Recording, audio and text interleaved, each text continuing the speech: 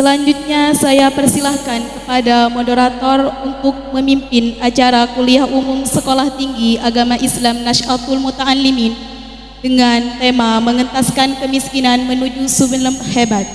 Namun sebelum itu, saya akan membacakan kurikulum FED moderator. Nama Ongki Adista Ujang Adisandi. Tempat tanggal lahir Sumenep 24 Juli 1994. Pendidikan SDN Pekanbaru 1 Gili Raja Sumenep, SMPN 2 Gili Genting, MA Pondok Pesantren Nurul Islam Karangcempaka Belutok, S1 IAIN Madura 2012 sampai 2016, S2 IAIN Madura 2022 sampai sekarang. Karir 1. Pemenang sayembara novel Basa-Basi 2019. 2. Juara lomba esai nasional kertas APP Sinar Emas 2018. 3. Penulis cerpen media. 4. Jurnalis Jawa Pos Radar Madura 2019 sampai 2022. 5. Pemimpin redaksi media Jatim 2022 sampai sekarang. 6.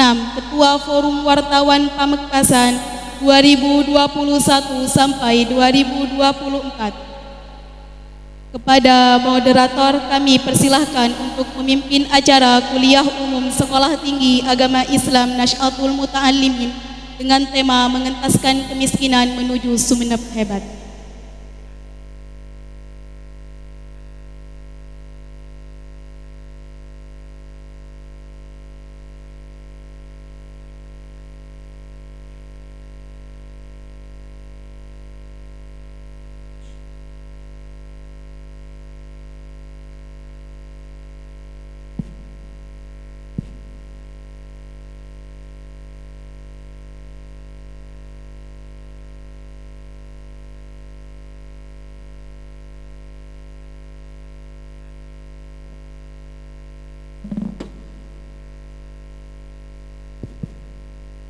Cek cek.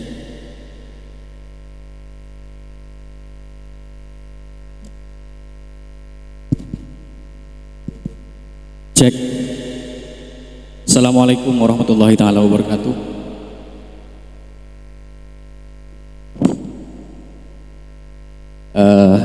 Yang kami hormati pengasuh Pondok Pesantren Nasy'atul Muta'allimin dan Ketua Stainas Sekolah Tinggi Agama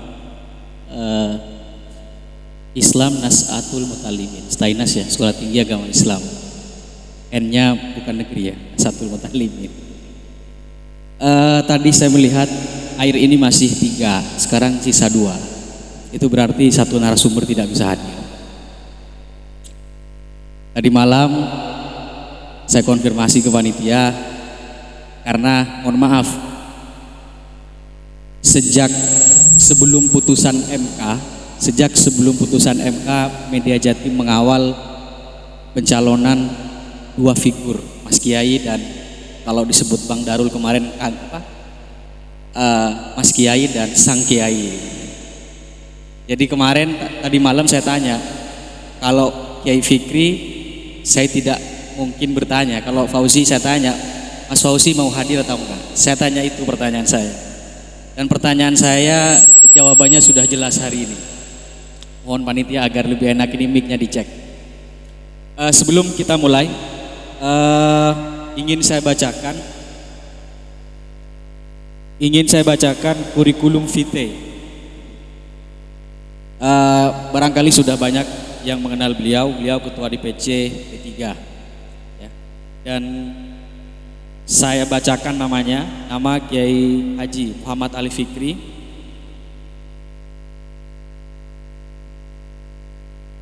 Cek. Tempat tanggal lahir Sumenep 1973. Pendidikan Pondok Pesantren Tubuh Ireng Jombang S1 dan S2 di Universitas Islam Negeri Sunan Kalijaga. Kemudian karir pengasuh Pondok Pesantren Anukoyah Lubangsa.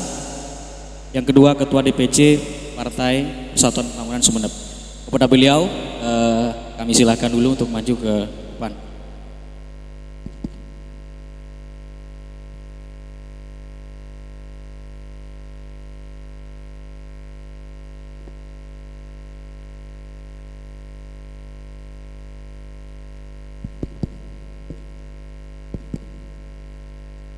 Cek cek.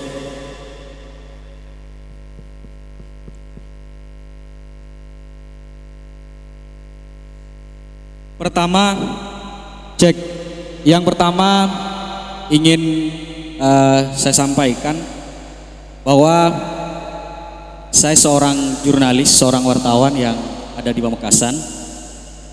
Tapi alhamdulillah di Sumeneb kami ada kru wartawan yang saya sampaikan, tolong Pilkada Sumeneb dikawal. Termasuk Kiai Fikri, Fauzi kita kawal. Dan saya berharap bisa bertemu di sini, namun Pak Fauzi tidak hadir. Namun dalam istilah jurnalistik, yang terpenting kita sudah berupaya memberi panggung konfirmasi. Ini kan istilahnya panggung konfirmasi. Jadi apabila yang diundang tidak hadir, apabila ada ketidakseimbangan opini dan pendapat dalam sebuah seminar, saya kira yang penting sudah diundang. Yang berbahaya kalau tidak diundang.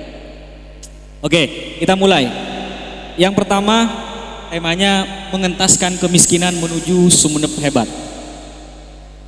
Jadi kalau dalam pandangan teman-teman yang memahami BPS, Badan Pusat Statistik itu, jadi katanya orang miskin itu apabila dia putus sekolah di jenjang SD dan SMP. Jadi kalau ada suatu daerah banyak angka putus sekolah di jenjang SMP dan SD, maka indeks pembangunan manusianya rendah. Yang kedua, kalau pengeluaran per kapita di bawah 30.000 per hari, maka kita masih tergolong miskin. Jadi kalau di Surabaya kita tidak melihat masyarakat yang pengeluarannya 30.000 per hari, itu di atas itu. Tetapi kalau kita mungkin kalau masih ada pengeluaran per hari 30.000, jadi itu bisa dianggap miskin. Kalau kita melihat kemudian disandingkan dengan data BPS, penduduk Sumeneb itu 1.143.000, kemudian penduduk miskinnya 17%. Jadi ada sekitar 190.000 jiwa sampai 200.000 jiwa yang sekarang hidup dalam kemiskinan. Ini data yang kemudian dikeluarkan oleh BPS yang hari ini menyebabkan Sumeneb menempati posisi kedua di Jawa Timur setelah Kabupaten Sampang. Nah, saya cek di tornya itu ternyata ada anomali. Situasi kemiskinan di Sumeneb ini ternyata ada anomali.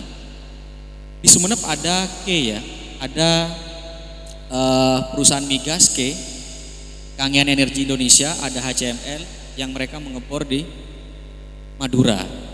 Kalau HCML ada yang di wilayah di Genting sini, kalau pasti sudah di Kangean.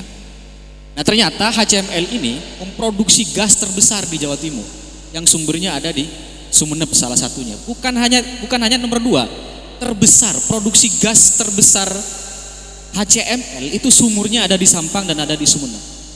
Termasuk Kangean Energi Indonesia juga merupakan produsen gas yang cukup besar di Jawa Timur. Tapi faktanya gitu, Sumeneb masih berada di urutan nomor 2 paling miskin di Jawa Timur setelah Kabupaten Sampang. Nah, anomali ini kemudian yang ingin sebenarnya kita tanyakan kepada narasumber.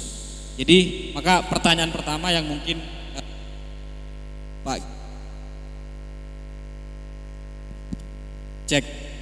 Jadi bagaimana kemudian mengentaskan kemiskinan dengan melihat anomali-anomali tadi?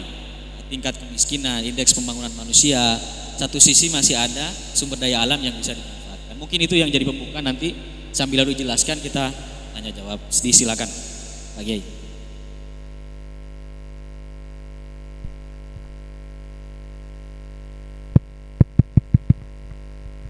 Assalamualaikum warahmatullahi wabarakatuh.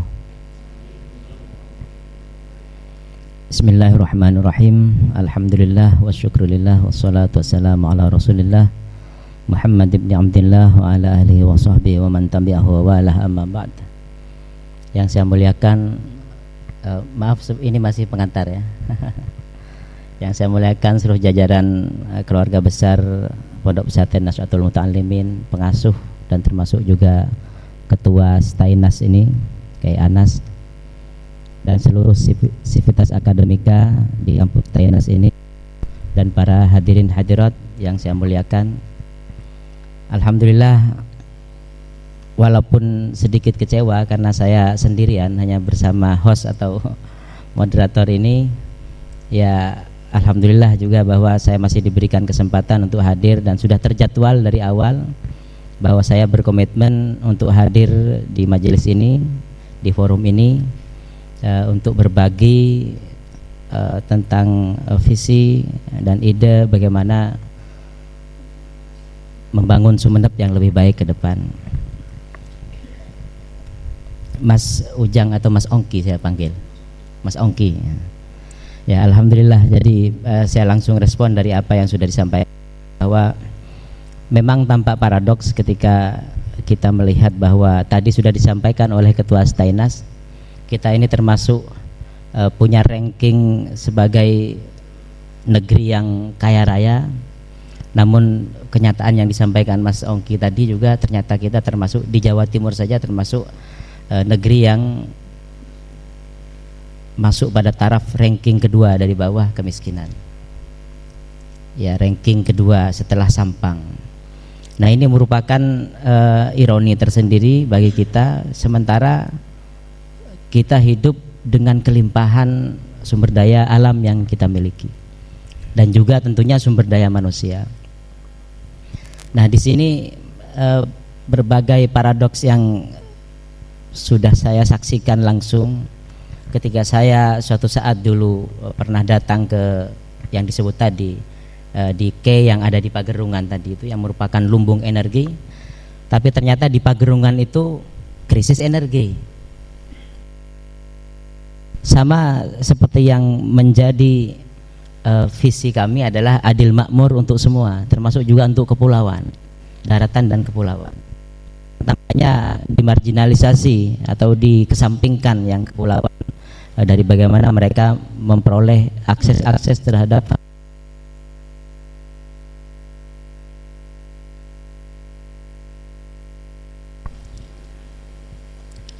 Nah, yang saya lihat kemudian memang diperlukan tata kelola pemerintahan yang baik. Kalau seandainya ada undang-undang tentang minyak dan gas, bagaimana kontribusi atau PI dari pengelola minyak dan gas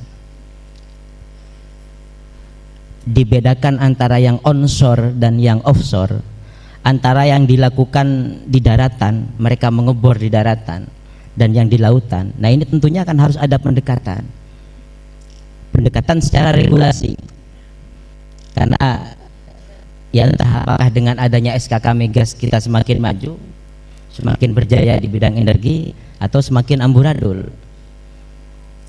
Nah, saya kira hal yang perlu dilakukan oleh pimpinan daerah dalam konteks ini, dalam konteks bagaimana regulasi lebih berpihak dan berkeadilan, itu ya tinggal mengundang anggota legislatif dari partai apapun yang di DPR RI untuk menggolkan bagaimana nikmat apa yang diberikan Tuhan kepada kita itu lebih banyak porsinya adalah dinikmati oleh daerah yang memiliki kekayaan tersebut. Nah, sementara sekarang dengan adanya ketentuan mungkin yang dibuat oleh SKK Migas, ada yang onshore, ada yang offshore. Ketika offshore mereka lebih banyak lari ke Jawa Timur dan ke Jakarta, sementara tempat di mana energi itu diambil, nah itu kemudian mendapatkan bagian yang sangat kecil. Kalau itu kemudian masih dikorup. Nah, ini perlu komitmen bersama, perlu goodwill dari pengambil kebijakan, dan pengambil kebijakan tertinggi di Kabupaten Sumeneb itu harusnya seorang bupati. Jadi kalau seorang bupati itu tidak punya goodwill, tidak punya kehendak baik, ya maka akan kesulitan. Hadirin rahimakumullah, ketika berbicara tentang kemiskinan, secara sederhana saya memahami kemiskinan itu ya orang yang sebenarnya sudah punya mata pencaharian, andi kelakoh, tetapi tidak cukup untuk memenuhi kebutuhan primernya. Sementara yang fakir itu ya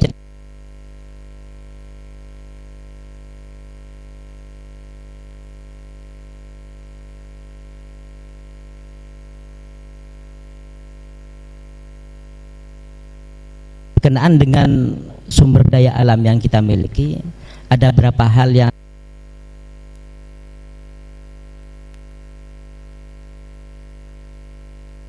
adalah berkenaan dengan realitas bahwa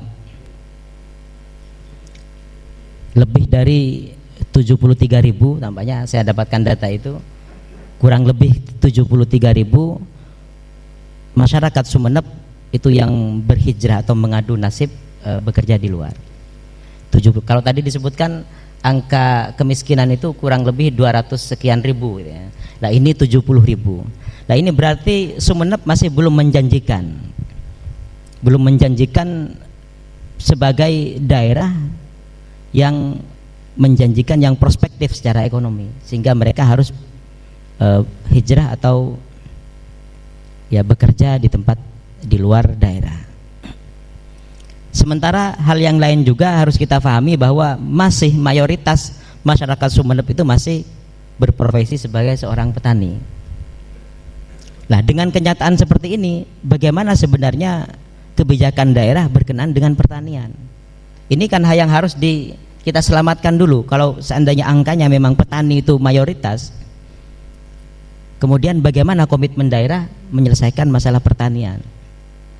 Kalau kemudian kita lihat ada banyak lahan-lahan tidur, lahan-lahan yang tidak dimanfaatkan, dan mereka memilih merantau ke Jakarta, ke berbagai tempat yang lain di Indonesia, karena dianggapnya bahwa tanah mereka sudah tidak menjanjikan.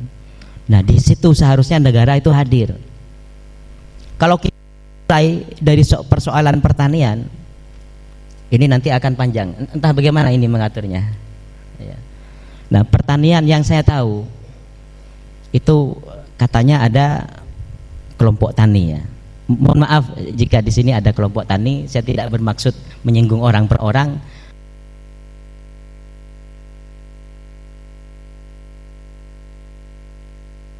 Dirinya sendiri. Bahkan dia tidak hirau terhadap anggota kelompok taninya. Satu kelompok tani punya 20 anggota. Seringkali hanya dieksploitasi atau dimanfaatkan KTP-nya Epopolong, kemudian didaftarkan, dan ketika mendapatkan bibit, mendapatkan pupuk dan alat-alat pertanian yang lain, tak ngiding kabar anggotanya. Nah, itu termasuk persoalan yang harus diurai.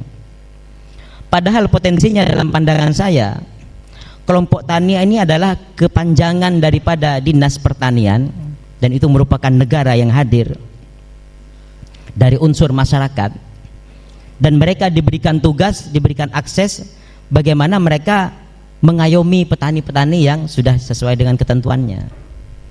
Bisa dibayangkan misalnya satu kelompok tani di sini ngurusi beberapa lahan pertanian, entah berapa hektar di sekitar sini, dan mereka kemudian mengayomi kebutuhannya terhadap pupuk misalnya, termasuk juga masa tanam, kebutuhan tentang irigasi, tentang teknologi pertanian. Itu harusnya semuanya diayomi, aspirasinya disampaikan ke kelompok tani, dan kelompok tani harus menjadi pendengar dan penyampai aspirasi yang baik. Termasuk juga bahwa kelompok tani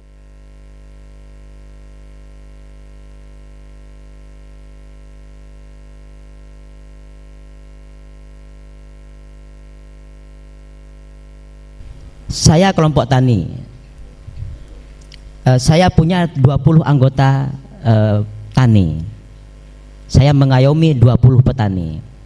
Petani saya petani satu memiliki lahan, rasanya sudah cukup baik, cuma elang-elang, mungkin speakernya aja terlalu jauh.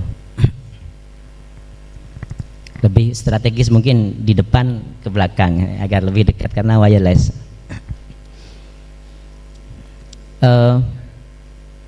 Dalam bayangan saya bahwa sensus pertanian itu bisa dilakukan oleh kelompok tani.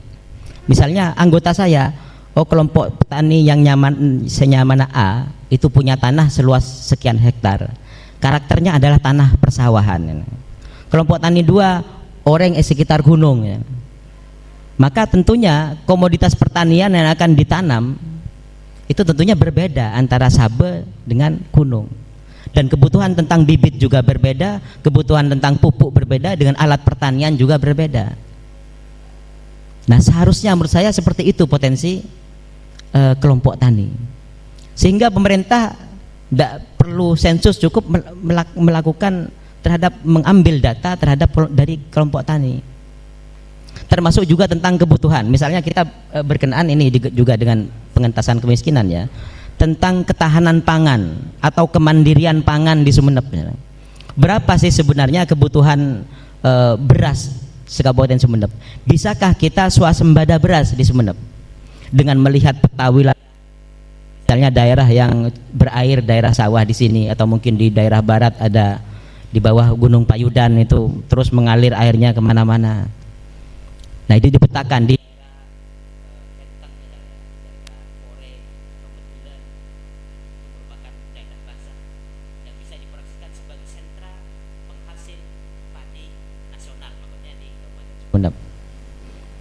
belum lagi di daerah mana Manding agak ke utara itu, atau di daerah Rajun agak ke barat, air tampaknya cukup di sana. Cuma seringkali yang saya lihat, karena saya bukan untuk pencitraan, memang seringkali memang harus belusukan ya, karena alatin masyarakat, bukan pencitraan ya, memang cetlakar kelakuan badan gue kayak itu belusukan. Sehingga sering saya melihat pemandangan gunung di sebelah utara, gunung di sebelah selatan, ternyata tidak dikelola dengan baik. Kemana orangnya? Mungkin sudah lari ke Jakarta, lari ke Bali, lari ke... Nah, itu kan karena pemerintah tidak hadir. Nah, kemudian ini masih tentang pertanian. Dalam gambaran saya, bagaimana juga bahwa kebutuhan misal dengan komoditas tertentu, tentang tembakau.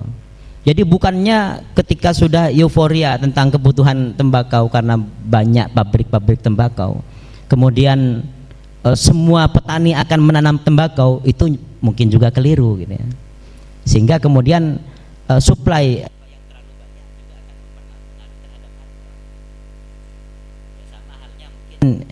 ya nyon soparah, karenanya kan kemudian di Stainas ini tidak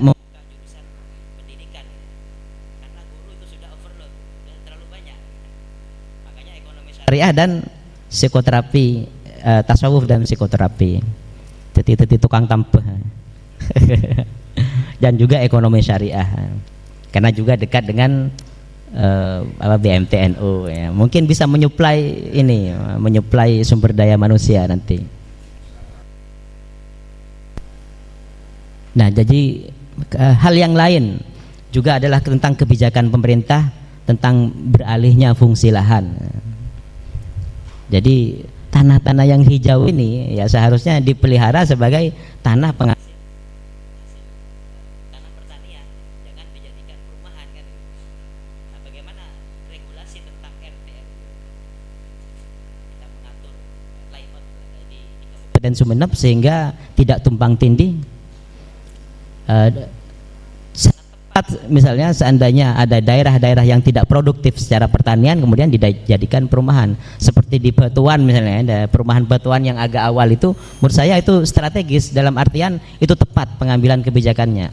Daerah yang memang tidak terlalu produktif secara pertanian kemudian dibuatkan, tapi kalau lahan-lahan sawah menurut saya itu harus diatur. Kalau memang kita punya komitmen bagaimana kita bisa swasembada pangan dalam hal beras sebagai kebutuhan pokok kita. Satu sisi sebenarnya memang agak aneh ya, sejak kapan sebenarnya kita ini senang dengan beras? Beras ini sebenarnya makhluk dari mana gitu. Katanya kita ini merupakan kebutuhan konsumsi kita, katanya jagung. Menjadi beras. Sejak kapan kita cinta beras? Ada yang suka sagu, tapi sekarang menjadi beras semua ini. Sehingga kita tergantung dengan beras. Ketika semuanya mau makan beras, kemudian maka harus dipacu bagaimana produksi beras bisa melimpah. Akhirnya mereka harus apa istilahnya, memberikan injek pun apa cek saking orang mau ikut olahraga itu pun apanya mana agar doping ya doping terhadap tanah itu, bagaimana tanah itu bisa diforsir sedemikian rupa sehingga bisa dipacu bagaimana agar beras itu bisa panen 2 kali, bisa dan yang lain-lain. Dan itu ternyata membutuhkan terhadap bahan-bahan kimia sebagai pupuk, sebagai insektisida, pestisida dan yang lain-lain. Akhirnya kita tergantung terhadap industri. Nah, tergantung boleh deka oligarki, deka pengusaha besar. Ini juga termasuk renungan. Bisakah kita kembali ACR, kopi? Dan sebenarnya beras itu kan banyak unsur kalorinya, banyak mengandung unsur karbohidrat yang tinggi, dan itu sangat potensial menyebabkan orang menjadi kelebihan kalori atau punya kelebihan gula. Jadi tak sehat saya setuju beras kayak itu. Nah, entah sejak kapan kita dijajah ini sebenarnya. Jadi dan saya kemudian melihat bahwa bagaimana di di supermarket, di pasar-pasar modern, saya melihat bahwa sudah ada yang membuat beras dari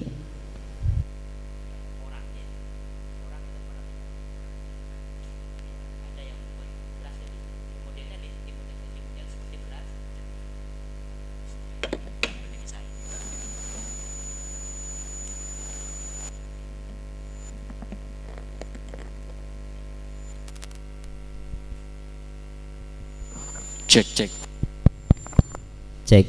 Nah, ini kalau pakai kabel sanatnya jelas ya. Sanatnya jelas ya. Yang ini bisa dipengaruhi cuaca dan yang lain.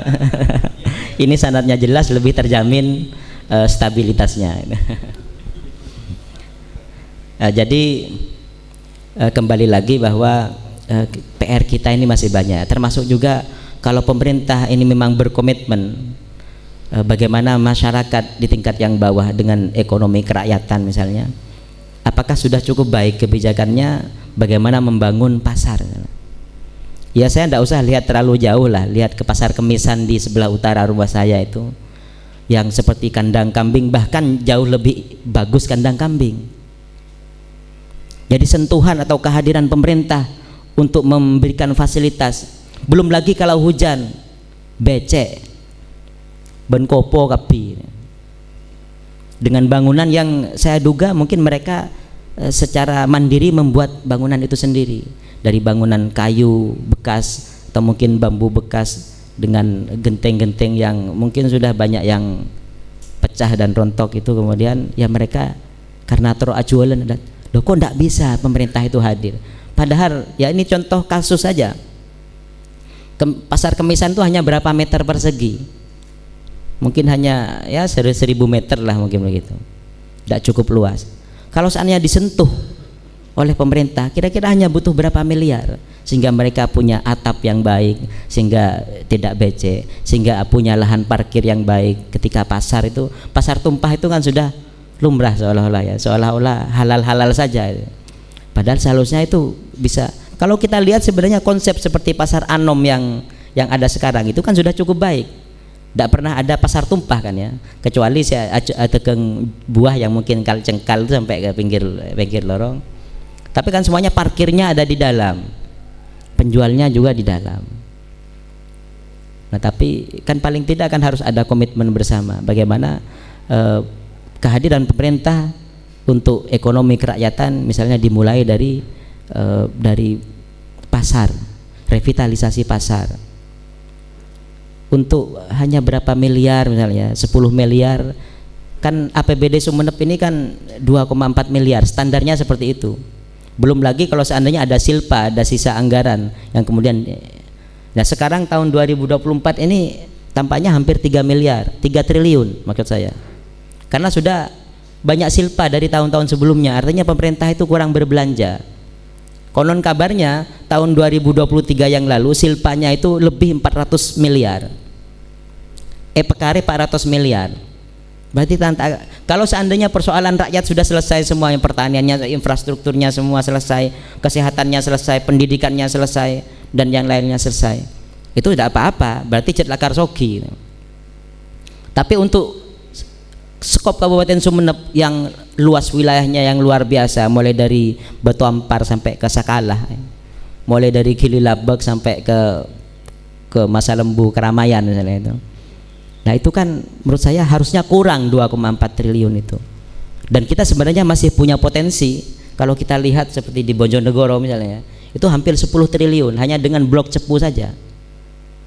Padahal konon tadi disampaikan bahwa kekayaan gas kita itu yang termasuk yang terbesar di Jawa Timur. Mengapa kita kalah dengan Bojonegoro? Ya? Mengapa kita kalah dengan Malang? Ya? Mengapa kita kalah dengan Jember, Banyuwangi? Ya? Kita punya pulau-pulau 126 pulau. Bisa enggak kita kelola semuanya itu sebagai kekayaan kita? Lautnya boleh gitu. Tasik itu kan tak usah apakan itu cukup itu ya. Saya kemarin ke Gili Genting, datang juga ke kelompok nelayan. Pengakuannya tak ada kayak itu, tak ada bantuan pemerintah. Namanya kelompok nelayan apa Parjugah katanya. Nah, tapi mereka lebih mandiri, mereka punya simpan pinjam tanpa kehadiran pemerintah. Mereka, saya datang juga ke tempat pelelangan ikan. Di sana dibutuhkan tangkis ombak. Walaupun ada bakau di sana, tapi menabi osom ombak itu sobung. Ini tetap menerpa sini, dan bahkan tempat pelelangan ikan ini akan terancam juga tergusur. Bahkan tempat pelelangan ikan itu juga di sana digunakan untuk tempat bermusyawarah, tempat mau sholawat gitu.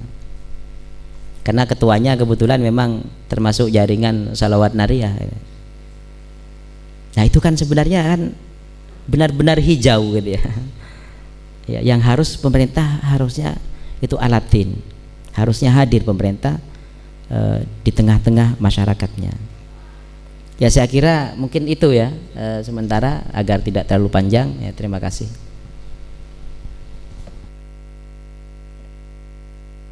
Cek satu.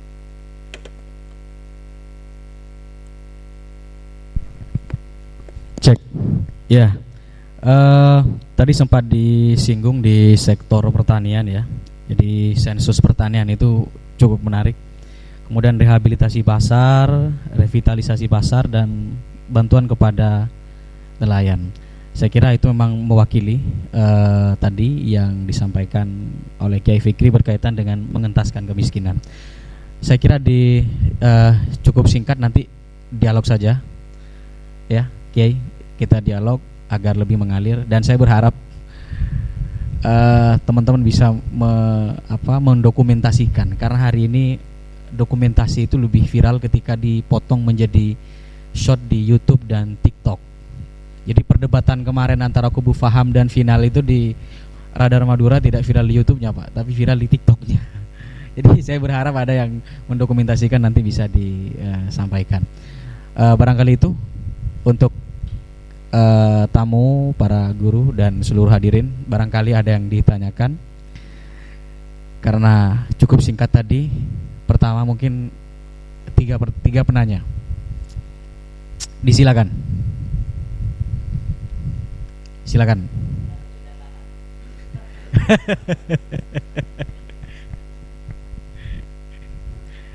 Silakan.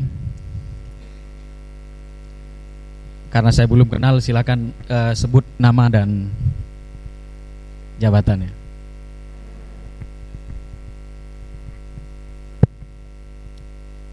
Assalamualaikum warahmatullahi wabarakatuh. Nama saya Sahnawi, yang kerja sehari-hari sebagai pemerhati Pangladin Madrasah. Jadi Pak Kiai, kami ini alumni Nokoyah, dan sekarang menjadi pengawas.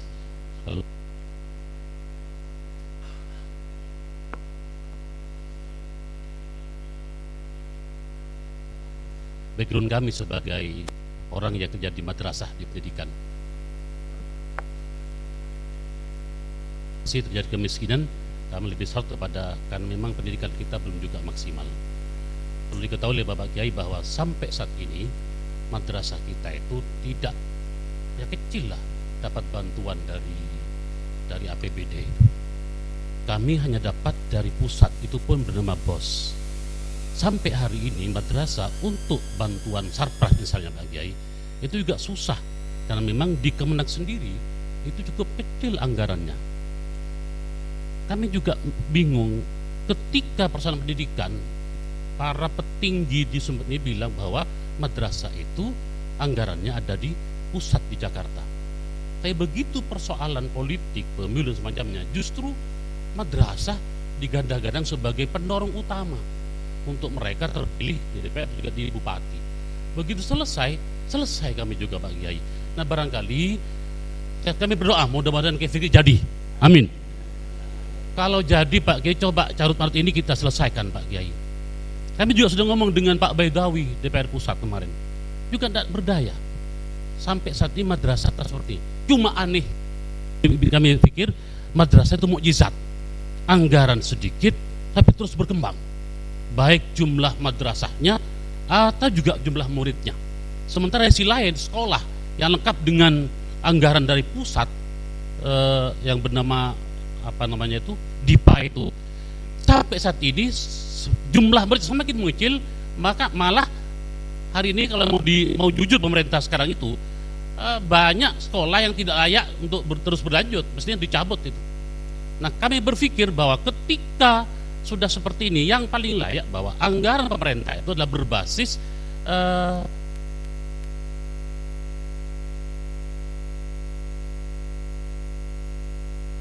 sekolah yang dibangun oleh pemerintah dengan dana dari Diknas, tapi tidak layak, ya sudah, tidak usah dibantu. Sehingga ketika sudah seperti ini, maka saya pikir pembangunan SDM kita akan semakin balance. Dan ini diantara pointer menurut kami untuk bisa menyelesaikan persoalan kemiskinan kita. Terima kasih Pak. Assalamualaikum warahmatullahi wabarakatuh.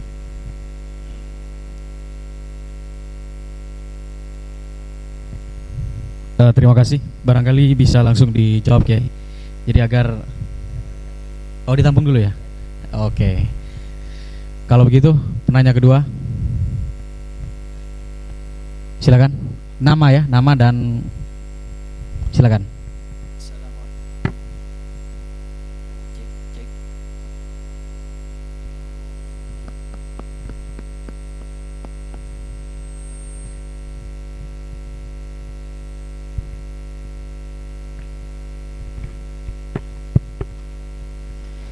Assalamualaikum warahmatullahi wabarakatuh.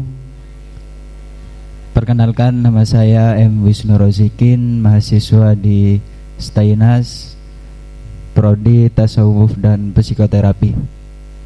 Langsung saja tanpa mengurangi rasa hormat tentunya kepada pemateri kita pada kali ini, Kiai Ali Fikri, juga seluruh dosen Sivitas Akademika dan audien pada siang hari ini.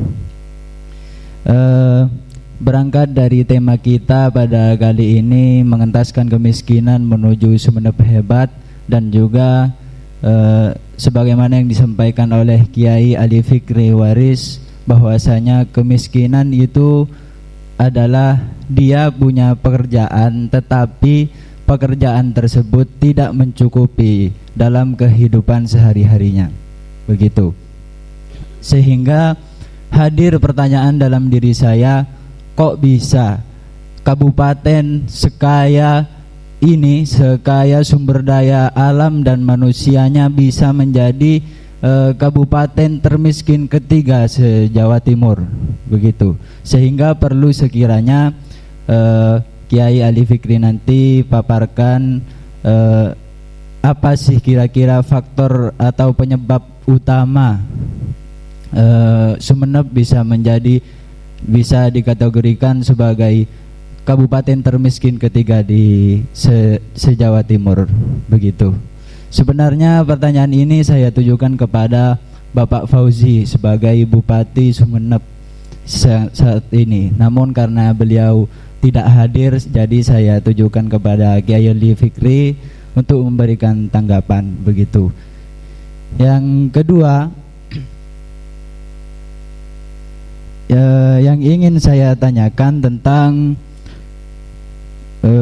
kasus-kasus pencemaran ekologi, mulai dari tambak udang yang menyalahi RT RW, dari penambangan ilegal yang hanya dimiliki oleh segelintir orang saja, juga penambangan ilegal lainnya yang menyebabkan hal-hal tersebut menjadi sumbangsi atau penyebab faktor utama Sumeneb bisa menjadi kabupaten termiskin ketiga di Jawa Timur. Kira-kira tanggapan dari Kiai Ali Fikri ini bagaimana? Tanggapan tersebut beliau sebagai calon Bupati Sumeneb, bukan sebagai lawan Ahmad Fauzi, agar nantinya tidak terlalu memojokkan paslon 2 begitu. Karena mengapa saya tanyakan hal-hal demikian, saya hanyalah sebagai penyambung lidah masyarakat, saya hanya sebagai jembatan suara rakyat yang sekiranya perlu untuk menyampaikan problem-problem Sumeneb saat ini, sehingga kedepannya ketika bupati yang baru telah dilantik bisa menjadi evaluasi atau bahan untuk lebih baik kedepannya begitu. Sekian, terima kasih.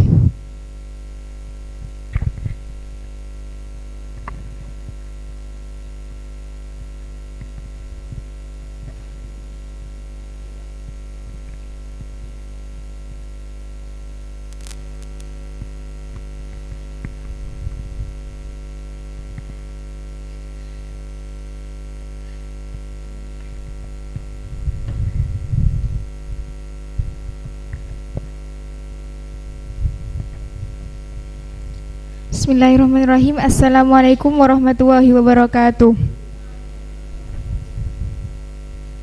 Nama saya Yuni Latifah dari Prodi Tasawuf dan Psikoterapi. Pada beberapa waktu yang lalu terdapat isu reaktivasi kereta api di Madura dan menjadi tagline kepada Bapak Fauzi saat hendak diisukan akan maju di Pilgub Jawa Timur. Menurut perspektif panjenengan, optimalkah reaktivitas kereta api untuk meningkatkan kesejahteraan, utamanya di Sumeneb? Mungkin itu saja. Wassalamualaikum warahmatullahi wabarakatuh.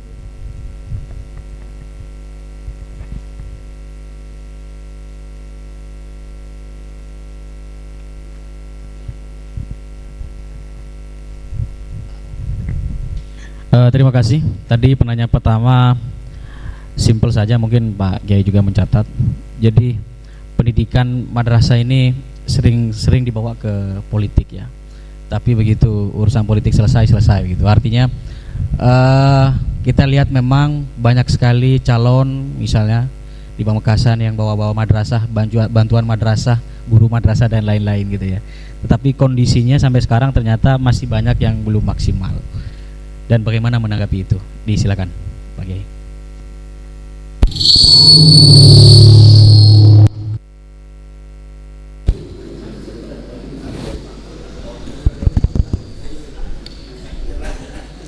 Baik, terima kasih dari Bapak Sahnawi.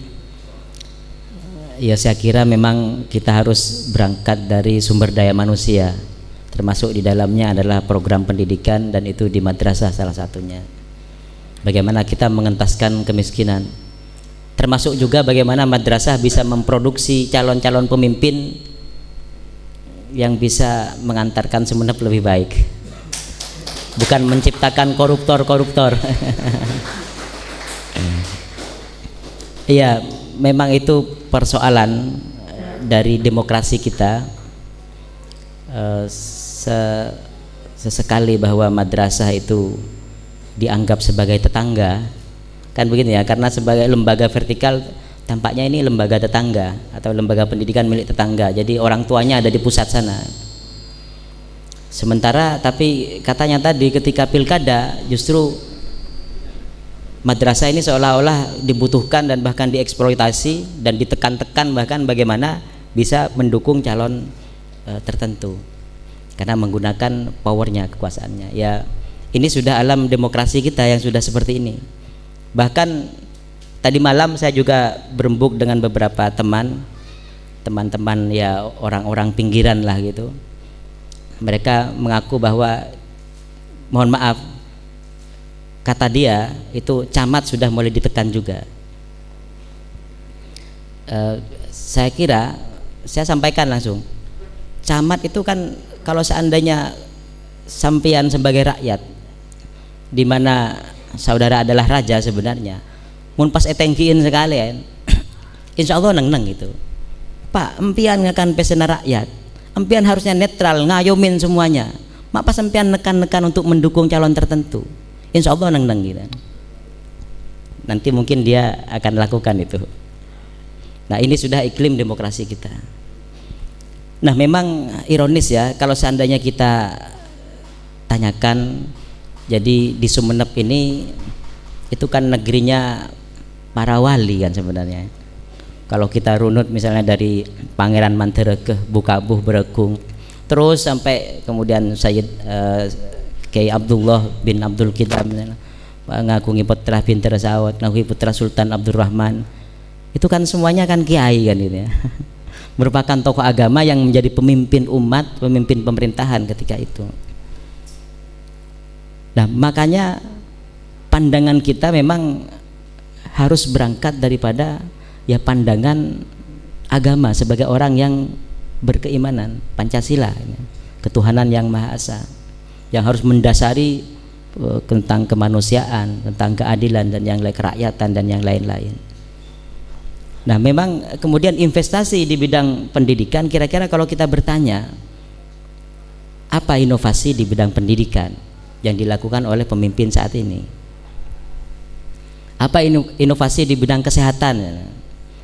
Jadi kalau menuju Sumeneb hebat ya harus juga sehat masyarakatnya, termasuk juga ya jangan miskin gitu ya, dilarang miskin di Sumeneb. Nah, kalau saya melihat tampaknya ada apa kira-kira, bahkan saya tidak menemukan kira-kira inovasi apa sebenarnya yang dilakukan oleh pemerintah daerah dengan kekuatan APBD 2,4 triliun itu untuk pendidikan. Seingat saya dulu ketika era Kerom dan Siraj ya, dengan APBD yang mungkin hanya 750 miliar mungkin ketika itu bisa memberikan insentif atau mungkin dana pengembangan kepada perguruan tinggi. Seingat saya dulu mungkin jika tidak keliru itu sampai 125 juta per tahun ke kampus Instika ketika itu, masih Instika. Tapi kira-kira ini Stainas itu dapat enggak ini? Masa enggak dapat? Ini bangunan di sini. Oleh gotong royong ini. Jadi tetapi anggarannya disisakan sampai lebih 400 miliar. Lah kok bisa ini? Ya sama juga dengan persoalan ya. Jadi kalau sebagai kata orang dulu bahwa Kemenak ini merupakan ya lembaga tetangga lah gitu katanya. Jangan orang yang sedinas ya. Sama juga dengan persoalan jalan ya. Persoalan jalan. Dulu pernah ada di era Ki Busro kasus kecelakaan entah sampai merenggut jiwa mungkin di daerah mana, Patian atau mana itu ya. Karena itu jalan nasional, maka pemerintah daerah itu tidak bisa langsung memperbaiki. Nah, masa harus nunggu dari Jakarta baru kemudian bisa ditambal paling tidak itu. Menurut saya kan tetap ada cara sebenarnya yang bisa dilakukan pemerintah. Misalnya kita bikin satgas khusus bahwa karena yang kecelakaan, yang meninggal di jalan nasional itu tentunya bukan orang Jakarta dan tetangga kita gitu ya. Masa kita akan biarkan jalan berlobang, ketika hujan ada kubangan jadi air dan itu juga sangat berbahaya ya. Maka salah satu caranya menurut saya ya buatlah satgas gitu ya. Semacam satgas bagaimana kita menjamin bahwa seluruh jalan di Sumeneb ini bebas dari jalan berlobang. Ya tentunya dengan prioritas mungkin jalan nasional pun itu bisa diatur menurut saya. Jalan provinsi, jalan kecamatan, jalan kabupaten, jalan kecamatan itu dengan tingkat prioritas itu harus bisa dijamin. Nah itu gambaran saya bahwa kok bisa kira-kira lembaga yang di bawah Kementerian Agama itu kemudian dimarginalkan atau dikesampingkan, padahal masyarakatnya yang sekolah juga di madrasah adalah masyarakat Sumeneb, bukan masyarakat Jakarta kan gitu kan. Lah kalau kemudian pemerintah daerah tidak hadir, itu juga persoalan menurut saya. Seingat saya dulu ketika masih menjadi kepala di Madrasah Aliyah 1 Anokoya itu ada bantuan transport misalnya. Sekarang masih ada enggak? Sudah enggak ada. Ya, untuk madrasah aliyah di sini sudah enggak ada. Nah, itu kan salah satu cara bagaimana pemerintah daerah juga mensupport bahwa yang nanti yang akhirnya cerdas juga akhirnya masyarakat kita, bukan masyarakat Jakarta. Itu kan dari perspektif atau mungkin dari cara pandang seseorang bagaimana melihat bahwa ini walaupun Kementerian Agama itu merupakan aset kita. Nah, itu menurut saya itu merupakan persoalan. Dan saya melihat sebenarnya di bidang pendidikan ini untuk melahirkan manusia-manusia yang unggul, itu dalam pandangan saya seharusnya ada lembaga akreditasi internal. Ya misalnya ada KKM misalnya. Ya bukan hanya seremonial dan yang formal-formal aja. Kalau seperti di Anokoya itu misalnya, itu kemarin cita-cita saya yang berjalan tapi tidak benar-benar 100% berjalan. Itu bagaimana kami punya lembaga inspektorat atau lembaga akreditasi internal. Jadi kemarin ada orangnya seperti Pak Subaidi Mukhtar, itu ngurus pendidikan dasar dari TK sampai ke MI misalnya. Kemudian bagi SLTP dan SLTA ada pendidikan tinggi, itu semuanya ada orangnya. Pak Maimun Samsudin itu saya pendidikan tinggi. Mereka melakukan akreditasi penilaian ini sehingga lebih tergambarkan bagaimana kondisi pendidikan kita. Nah, termasuk juga di lingkungan KKM atau di lingkungan internal Kabupaten Sumeneb itu menurut saya harusnya jangan hanya menunggu dari Badan Akreditasi Nasional, tapi kita juga harus mengakreditasi secara mandiri. Bagaimana pendidikan kita di Sumeneb, baik yang dikelola oleh Dinas Pendidikan atau dikelola oleh Kementerian Agama. Itu semuanya milik kita gitu. Sehingga kita tahu, dan yang berhak mendapatkan seperti dulu ya di era Keromdon Sirat, saya sendiri menjadi saksi ketika datang audiensi dengan anggota dewan tentang bantuan biaya pendidikan B2P ketika itu. Maunya kan penggratisan ketika itu. Ya bukan hanya sekolah negeri, semua yang di bawah Kemenak pun iya. Jadi sebelum di SLTA ada BOS nasional, Sumeneb juga di era Keromdon dulu sudah ada BOSnya. Walaupun tidak menggratiskan, karena ketika itu SMA 1 atau mungkin SMA Muhammadiyah itu konon katanya SPP-nya sudah 60.000. Sementara pemerintah ketika itu baru mampu menanggung 45.000 per siswa per bulan yang SLTA, Madrasah Aliyah. Nah itu kan berarti pemerintah hadir kan, dan saya benar-benar merasakan itu. Jadi kalau semula orang-orang di perpustakaan, anak-anak yang petugas di perpustakaan berbelanja setahun sekali dengan hanya menggunakan uang mungkin hanya 2,5 juta, belanja setahun sekali kun 2,5 juta ketika itu ya. Dengan adanya bantuan biaya pendidikan dari pemerintah daerah itu, saya langsung ampian belanja 3,5 juta per bulan ini. Nah itu ya, kalau untuk membangun mungkin kita nabung ya, kita nabung. Tapi untuk operasional itu luar biasa, melimpah. Ya sekarang sudah ditanggung BOS nasional ya. Tapi tentunya kan pemerintah daerah harus hadir. Ketika itu masih di bawah 1 triliun APBD Sumeneb. Tapi apa mak cek berkata katanya, berkat katanya, barokah ya. Nah itu di bidang pendidikannya. Itu pandangan saya di bidang pendidikan. Jadi memang harusnya terukur ya, karena begini, saya juga punya pengalaman ketika bekerja sama dengan lembaga swasta dulu di Jakarta. Ada beberapa, kami Andi Kompolan punya perkumpulan kepala-kepala sekolah dan madrasah yang dari pesantren ketika itu hanya Anokoyah dan Rembang. Rembangnya yang Gusmus gitu ya. Yang lain itu adalah sekolah menengah atas negeri semuanya. Mulai dari Manado, di Bali, di mana itu. Jadi kami punya perkumpulan. Nah, ketika lembaga swasta itu mau membantu sekolah, mereka bukan langsung membangunkan gedung, bukan upgrade PC, tidak. Tapi mereka mengutus 3 orang doktor ketika itu dari perguruan tinggi di Jakarta, dikirim untuk melakukan need assessment, melakukan apa, penilaian terhadap kebutuhan apa yang sebenarnya dibutuhkan oleh madrasah ini. Kan lumrahnya kan lembaga pendidikan kan biasanya dibantu fisik ya, walaupun sebenarnya kebutuhannya bisa jadi bukan fisik gitu. Karena kami kemudian dilatih bagaimana gurunya di-upgrade, kepalanya juga di-upgrade. Ketika itu ada istilahnya prinsipal mentoring gitu.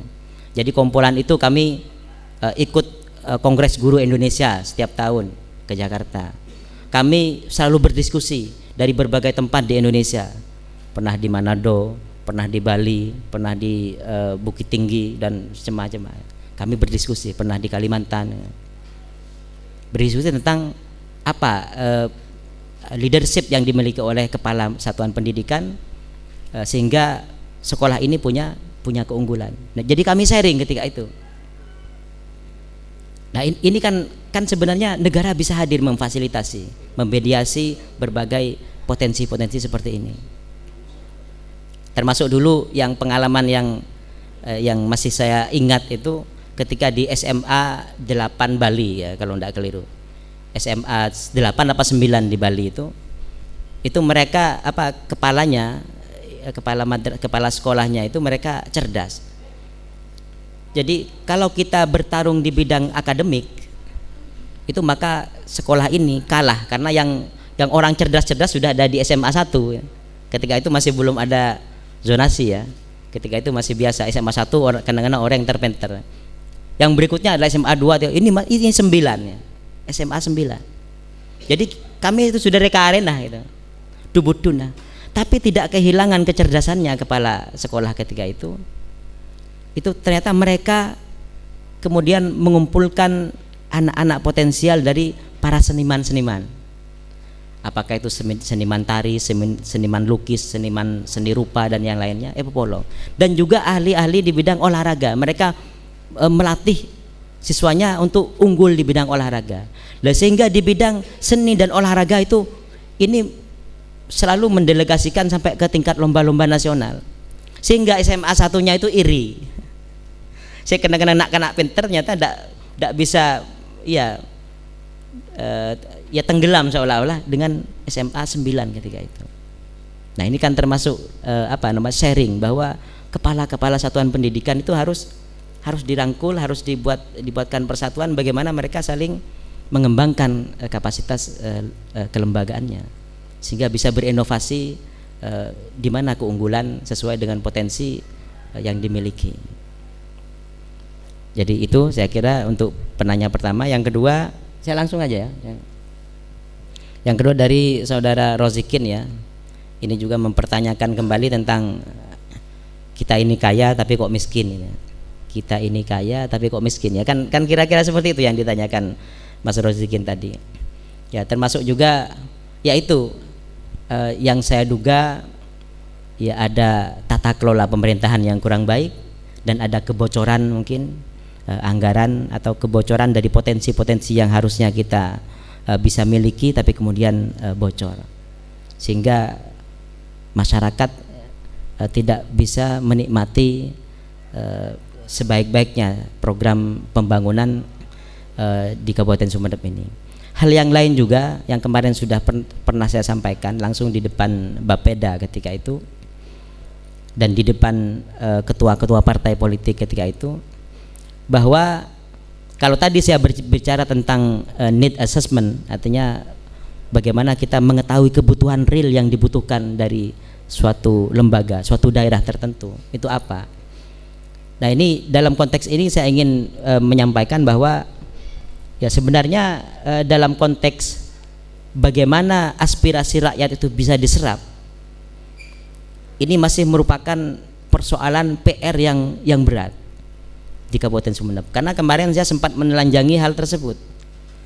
bagaimana aspirasi yang diserap oleh anggota legislatif atau wakil rakyat kita yang harusnya mereka serap aspirasi dan menangkap aspirasi apa keluhan-keluhan masyarakat, apa kebutuhan masyarakat yang kenyataannya tampaknya itu secara faktual itu memang tidak ada itu. Jadi mereka wakil rakyat tapi tidak tahu terhadap persoalan rakyat, sehingga kemudian kebijakan pembangunan ya tidak didasarkan dari kebutuhan rakyat, dari potensi daerah. Sementara yang dari Bapeda, dari eksekutif, bupati dan anak buahnya itu mereka juga punya media untuk serap aspirasi ya melalui musyawarah tingkat desa, musyawarah tingkat kecamatan, musyawarah tingkat. Nah, saya kemarin tagih, coba saya ingin tahu di mana sebenarnya dokumen yang disampaikan oleh masyarakat atau elemen masyarakat yang disampaikan yang sudah ditampung oleh saudara. Saya mencurigai berat ya bahwa itu diduga kuat bahwa sebenarnya dokumen itu tidak ada. Lalu bagaimana sebenarnya arah kebijakan pemerintah ini dalam membangun? Ya berarti ya suka-suka saja, suka-suka pemimpinnya saja. Karena tidak punya dokumen. Si anggota dewan tidak punya dokumen karena ketika reses dia hanya mengumpulkan tim suksesnya saja. Nah ini saya sebagai ketua partai, ini ke depan saya akan memaksa anggota fraksi saya agar bagaimana wakil rakyat benar-benar merakyat dan tahu terhadap persoalan rakyat. Jadi kan setiap awal tahun anggaran itu selama kurang lebih 10 hari anggota dewan diberikan waktu untuk reses, artinya serap aspirasi rakyat, menjaring aspirasi rakyat dengan adanya reses. Di reses itu ketentuannya maka yang diundang setiap titik, ada 3 titik itu yang diberikan kepada anggota dewan, setiap anggota dewan 3 titik. Jadi setiap titik itu menghadirkan 75 orang. Nah 75 orang itu menurut saya itu harusnya merupakan perwakilan daripada elemen masyarakat. Si Atani, siapa tokoh petani, hadirkan di sana agar mereka bisa menyampaikan aspirasinya, keluhannya, mimpi-mimpinya tentang pertanian. Yang guru juga mereka harus hadir, sampel guru di antara 75 orang itu. Yang menjadi nelayan juga harus ini, yang menjadi pengusaha juga harus hadir. Nah, sehingga warna-warni ininya. Dan itu juga untuk anggota dewan sebenarnya itu potensi untuk kepentingan elektoralnya. Artinya tokoh petani yang vokal, yang cerdas, yang aktif, oh itu tim sukses engkau. Mun tak cocok tahun berikutnya genteh kasih lahir. Yang penting dari elemen yang sama. Oh saya dari nelayan, saya ingin nanti masuk, ingin punya suara di tingkat nelayan. Orang Roa tampaknya baik ya, maka akan saya pelihara orang ini. Dan dia juga yang terutama adalah dia menyampaikan aspirasi dari nelayan, dari orang-orang pesisir, orang-orang pantai, orang-orang yang punya perahu. Nah harusnya memang seperti itu. Nah maka ketika ditampung oleh satu anggota dewan dikalikan 50 anggota dewan, tentunya tidak menjanjikan bahwa apa yang disampaikan masyarakat, elemen masyarakat itu semuanya tentunya akan berwujud nyata. Ya tidak, ngereng Kak Dinto si ampun disampaikan aspirasi ajuran ngereng doa aki agar Putenkulu bisa memperjuangkan di Senayan ya, Senayan Sumeneb maksud saya. Ketika nanti kami berhadap-hadapan dengan bupati, dengan eksekutif, doa aki Putenkulu agar.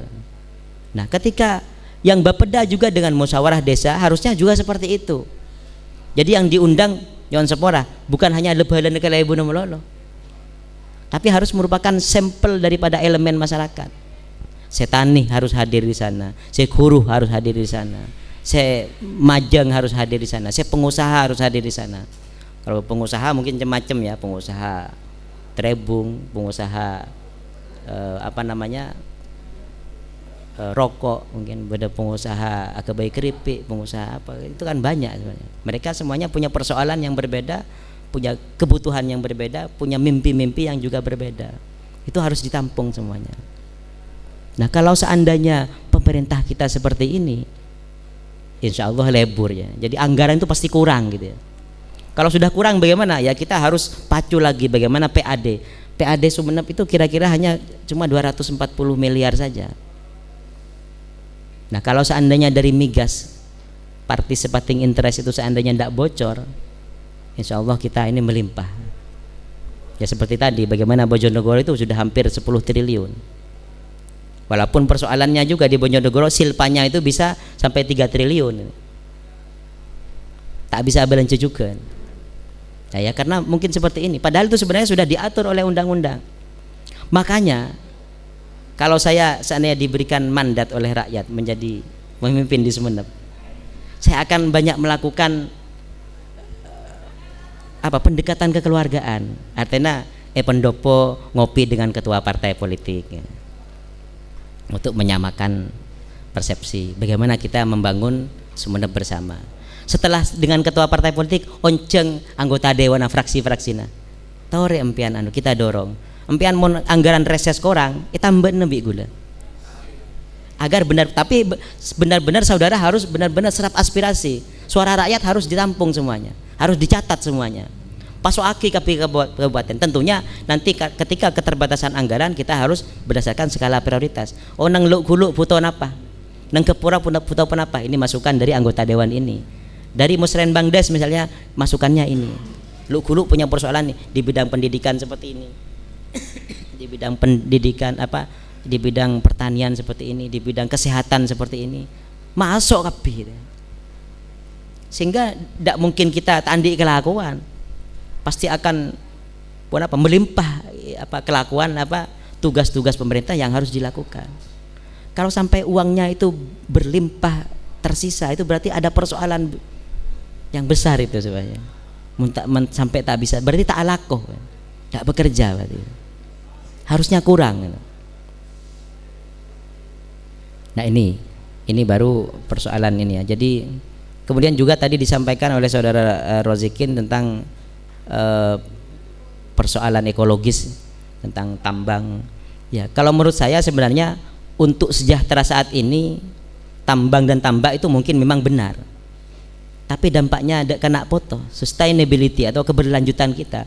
Masa kita hanya akan menjadi orang yang rakus, pada kapi gunung ekoro kapi ditambang semuanya, kemudian nak foto kita miskin. Itu kan tidak berkeadilan namanya. Kita jadi orang yang rakus. Sementara lahan pertanian kita banyak dianggurkan karena orang sudah tidak melihat pertanian itu prospektif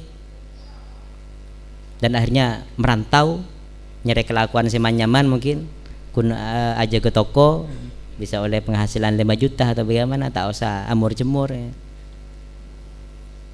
Nah padahal ya harusnya profesi itu ya sama-sama ada, yang terus melanjutkan pertanian sebagai tirkah dari Gusti Allah ini ya harusnya dilanjutkan dan harus dibesarkan hatinya bagaimana pertanian ini benar-benar prospektif dan benar-benar menghasilkan. Salah satu di antaranya ya masuk ke industrialisasi misalnya. Bagaimana ya kemarin saya pernah nyari cuka ya, nyari cokah sendirian. Minta ke pasaran nang Al-Huda ini ya, Jamal Wahidi ya minta ke Wahidi. Dia kemudian bercerita, saya fokus itu bodoh dimin ke semuanya. Tapi semakin tampaknya sudah ampun sepo, ampun tak bengal ongke boleh ke Kantrebung, dan anak-anaknya sudah menjadi sarjana. Mun sarjana sudah gengsi tak bisa ongke ke Kantrebung. Akhirnya Sobung yang melanjutkan profesi Kak Dinto.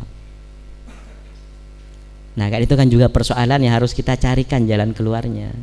Bagaimana Kantrebung itu benar-benar punya nilai ekonomis ya, yang ternyata mungkin kalau di Jawa Barat itu sudah mungkin lebih parah dengan kita, sehingga bahkan kayu Kantrebung dari Jawa Barat sudah bisa diekspor ke Sumeneb dari Jawa Barat ya. Saya juga heran, masa beontong ada masih ngangkuk apa ya. Ternyata katanya di Jawa Barat itu pohon siwalan itu ya kalau sudah tinggi sudah males dan juga memang tidak bisa dikelola, ya tinggal ditebang aja dengan harga yang sangat murah gitu ya, atau mungkin bahkan gratis, dan bisa kemudian sampai ke Sumeneb ki ibadah ini. Nah itu persoalan dari kekayaan kita. Ya persoalan tambang menurut saya itu kan kita sendiri melihat ya, ada banyak contoh yang bisa kita gali. Bahwa sebenarnya pegunungan yang sudah merupakan anugerah dari Gusti Allah ini, itu kan sebenarnya harus kita tetap jaga. Mereka punya kekhasan tersendiri, mereka menjadi batu kars itu, kapur itu yang merupakan yang menampung air. Makanya ketika kita tahu kan bahwa di bawah batu kapur biasanya di dalam justru banyak airnya, dalam tapi. Makanya kemudian di daerah seperti Batu Putih itu yang dulu gersang, dengan adanya teknologi yang sudah mulai umum, dengan adanya bor itu kemudian sekarang menjadi bahkan main rap-torapan yang atas gunung, karena sebenarnya punya kekayaan sumber daya alam yang ada di bawah. Kalau kemudian gunungnya kemudian terus kita grogoti, maka daya tampung air juga akan semakin menipis. Maka krisis air nanti akan dilanda oleh nak foto abad tibi ampun mate, tapi nak foto abad tibi itu yang nanti akan arang perang urusan air. Nah, apakah itu berkeadilan? Ini saya juga rasanya memang perlu ada regulasi berkenaan dengan persoalan lingkungan, termasuk apa yang pernah saya sampaikan kepada anggota fraksi saya. Apakah tidak bisa kita buat perda, peraturan daerah yang mengatur tentang perumahan, bagaimana di perumahan itu agar hanya cukup ada satu sumber air saja, dan kemudian pengelolaan limbahnya itu kemudian juga dikelola dimasukkan dalam satu septic tank saja. Nah, harusnya menurut saya bisa seperti itu. Tapi can anggota dewan itu ya, saya ngeles juga mungkin ya. Yang biasanya lokasi perumahan itu awalnya memang tidak izinnya sebagai perumahan, tapi mereka hanya menjual kapling, sehingga mungkin perda tidak bisa masuk di sana. Ya carikan bagaimana caranya. Ya kan persoalan ya, kalau misalnya di perumahan yang padat, ya atau mungkin kita lihat mungkin di perkampungan pesisir misalnya, mun pas setiap rumah setong ngebor aing ngala aing di rumahnya, di tanahnya. Kemudian tapi tak tahu nang tetangga sebelah itu ternyata beda WC nah. Jadi WC tetangga masuk ke sumber abad TV. Demikian juga WC kita di belakang apolong bi sumber tetangga. Nah, itu kan persoalan itu kan. Persoalan lingkungan. Nah, maka sejak awal mungkin ketika kita misalnya mau mengembangkan kota Sumeneb, maka harus ada tata kelola lingkungan yang berwawasan lingkungan, ada layout yang ada desain yang berwawasan lingkungan. Ya seperti yang saya sampaikan tadi, bahwa bukan setiap orang ini pas bisa ngebor. Bukan setiap orang ini pas apa di septic tank. Dan bagaimana harus perancang septic tank. Nah, itu harusnya pemerintah juga hadir dengan perda dan dengan support yang lain dari pemerintah. Yang terakhir ini dari saudari Umi Latifah, itu tentang reaktivasi kereta api. Saya juga tidak ngerti ini. Jadi kemarin sempat muncul konon kabarnya punya hajat mau maju di Pilgub Jawa Timur ya.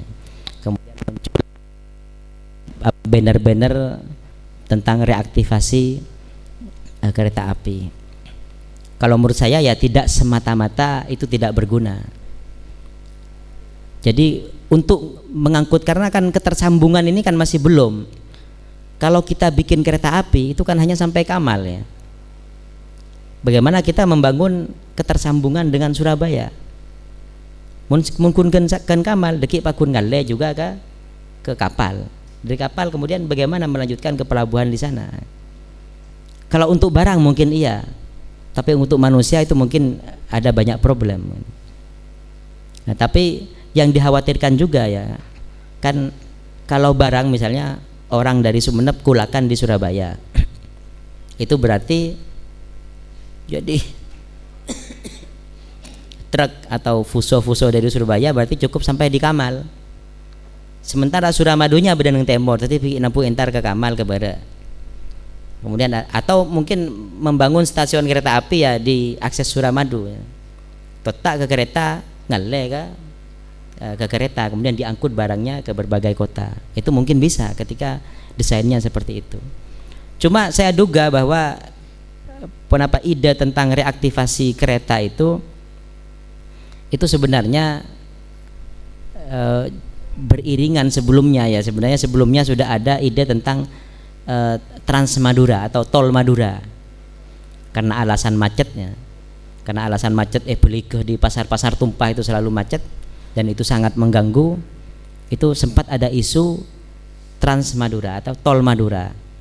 Entah di mana posisinya, atau di tengah, di lereng bukit, atau mungkin di pantai di selatan, tidak tahu. Kemudian ada ide tentang reaktivasi kereta. Saya malah justru berpikir, apakah ini pengalihan isu? Jangan-jangan kita difokuskan kepada kereta dengan rel yang sudah sebagiannya ada dan sebagiannya sudah hilang ya. Ternyata di wilayah utara sudah ada pembebasan lahan untuk yang dikuasai oleh segelintir orang, sudah ke Tol Madura misalnya. Nah, kalau secara fungsi mungkin menurut saya berbeda ya, karena sekarang orang ini kan cenderung, ini juga termasuk persoalan, cenderung beralat transportasi pribadi ya. Dan ini sebenarnya keuntungannya ya dealer-dealer itu.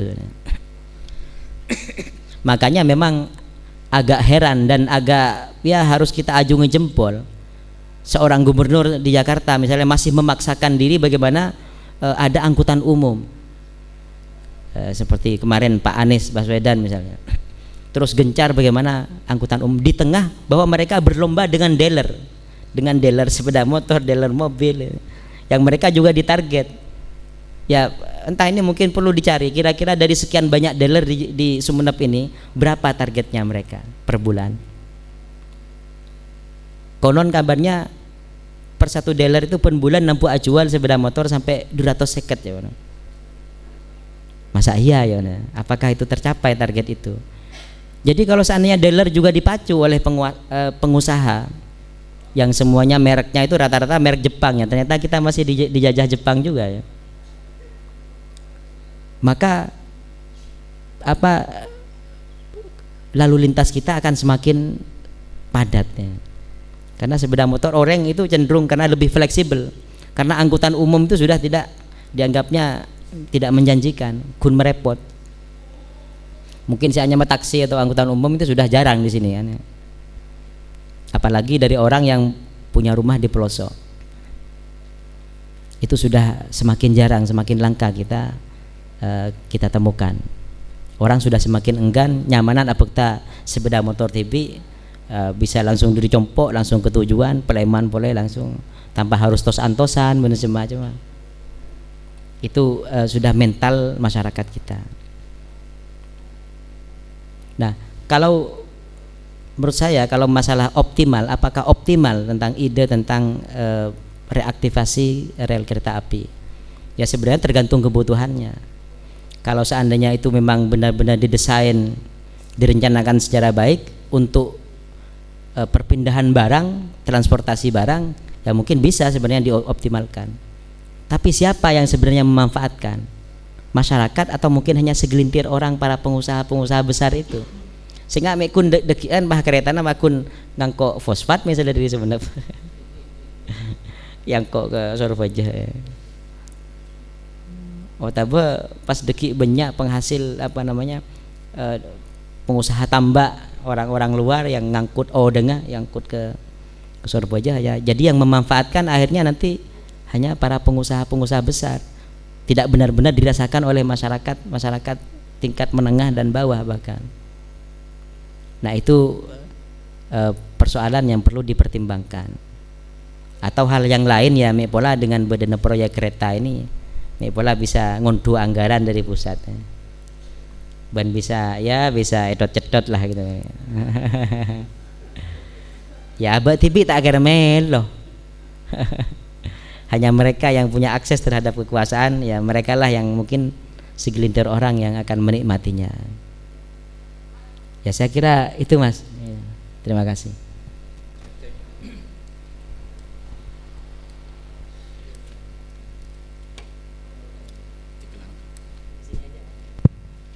Cek. Oke. Itu tadi penjelasan dari Kiai Fikri. Dua lagi pertanyaan. Ya, silakan.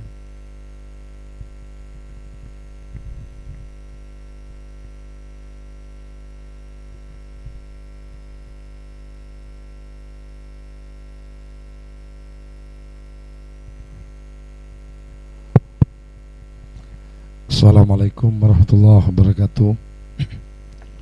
Mohon maaf, suara saya agak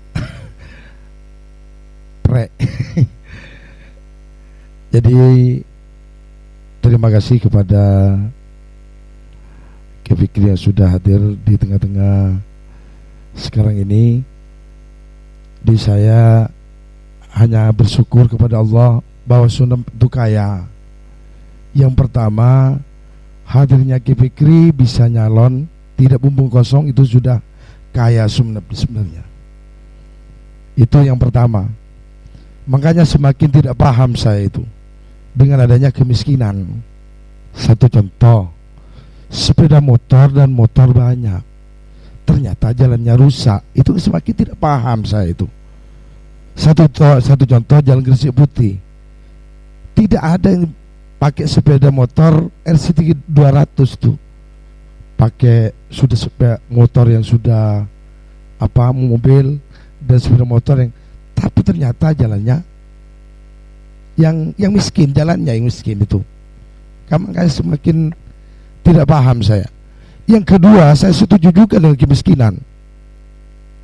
Mungkin data itu dari mana? Satu contoh dalam pemilihan, ternyata orang yang punya pendidikan dan yang kaya, dia masih mengambil uang untuk mencoblos seorang pemimpin, tapi dia masih lebur muntut obang ya sa. Ini kan sepakat juga saya dengan kemiskinan itu. Itu sebenarnya yang menyebabkan data itu menjadi nomor 2 di situ. Itu. Karena yang ketiga, sudah tidak tahu tentang undang-undang. Penjajahan harus dihapus di muka bumi karena melanggar peri kemanusiaan dan keadilan. Ternyata undang-undang yang dilakukan oleh KPU sampai ke bawah itu menyampaikan kepada masyarakat dari Pantarlis semuanya. Ternyata dia yang melanggar undang-undang di situ. Dia termasuk kemiskinan juga sebenarnya itu. Mengapa setelah jadi DPR tidak berpikir apa yang disampaikan oleh Kiai Fikri tadi? Ya di situ.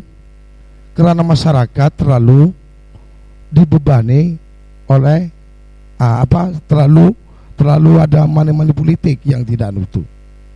Itu. Pertanyaan saya Bapak Kiai, apakah dari data itu sampai Sumeneb jadi nomor 2 di situ, apakah ada keuntungan bagi pemerintah Sumeneb untuk bangkit kembali untuk menjadi pemimpin nomor 1 di Sumeneb? Karena apa? Dari penghasilan sudah banyak, tapi ternyata begini ya. Sebenarnya saya ini termasuk ketua warta dan juga dan guru di Nahdlatul Muta'allimin. Saya berpikir kok seperti ini. Kalau seperti ini, kalau terus ada manipulatif semacamnya, ya tidak mungkin bisa untuk merubah keputusan Sumeneb. Jadi mudah-mudahan Kiai Fikri ke depan bisa mimpin Kabupaten Sumeneb, mudah-mudahan bisa berpikir tentang Sumeneb, terutama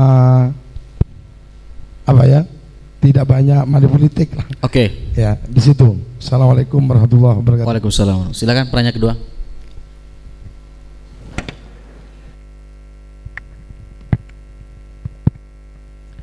Assalamualaikum warahmatullahi taala wabarakatuh. Yang terhormat pemateri kuliah umum Sekolah Tinggi Agama Islam Nahdlatul Muta'allimin dan juga moderator. Nama saya Humaidi, mahasiswa prodi Tasawuf dan Psikoterapi.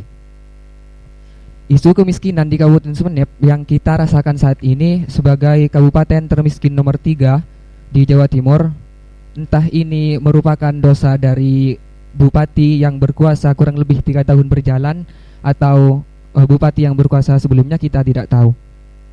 Di samping itu, terkait soal kemiskinan. Tadi juga disinggung soal petani, tambang, dan krisis air.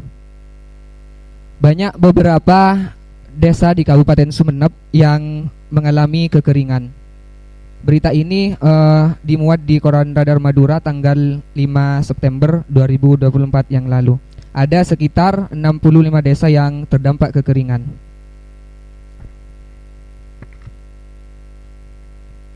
Tetapi di sisi lain, pemerintah justru mengeluarkan izin untuk penambangan fosfat. Dan perlu diketahui bahwa fosfat tersebut berada dalam kawasan batu kars.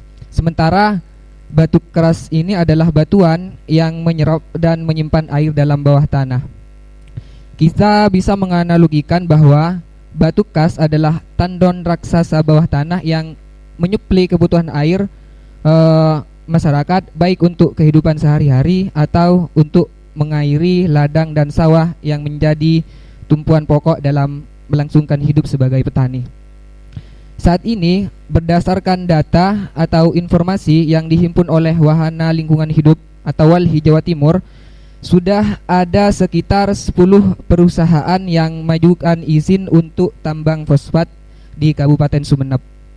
Ada yang masih dalam tahap pencadangan, ada yang sudah pada tahap eksplorasi. Nah, melihat hal tersebut, saya ingin tahu tanggapan dari Kiai sebagai calon petahana dalam melihat persoalan tersebut. Di saat beberapa daerah mengalami kekeringan yang akan berdampak terhadap kondisi perekonomian masyarakat Sumeneb yang rata-rata bekerja sebagai petani, tetapi di sisi lain pemerintah justru menggelar karpet merah buat pengusaha lewat penambangan fosfat. Dan saat krisis air seperti itu, biasanya akan muncul bantuan air bersih dan dari pemerintah, sehingga seakan-akan dipersingkat. Pemerintah itu sebagai pahlawan. Kedua, melihat persoalan tersebut, jika nantinya Kiai terpilih sebagai Bupati Sumeneb, beranikah Kiai untuk mencabut izin dari penambangan fosfat tersebut yang nyata-nyata merugikan masyarakat, serta bagaimana cara Kiai untuk menanggulangi krisis atau kekeringan yang melanda Kabupaten Sumeneb? Terima kasih. Oke, jadi bukan nomor 3 ya, nomor 2. Bukan petahana. Kalau petahana Fauzi ya.